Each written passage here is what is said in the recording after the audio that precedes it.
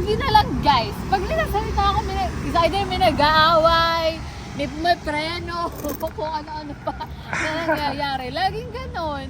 Lagi bang ganon? Anyways, andito na kami sa Maidstone ulit. Hinihintay na lang namin yung TV nila and medyo sinisipo na ako kasi kanina pa ako nakabilad sa lamig. Kita nyo naman, guys. Ako lang ako naka-shorts kanina pa. So, ang dami naming napamili nila ng mga karne, mga prutas, gula. Yan. Tapos malapit na kasing dumating ang kapatid ko and nag-birthday siya kaya bumili rin ako ng panghanda ng konti.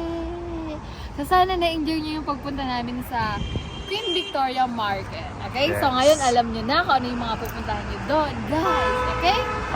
Ito na yata. Pag Sunday, yung dami rin kainan. Okay, ayun! Didi! Ayun na ba? Hindi pa, patating pa lang. Joke lang.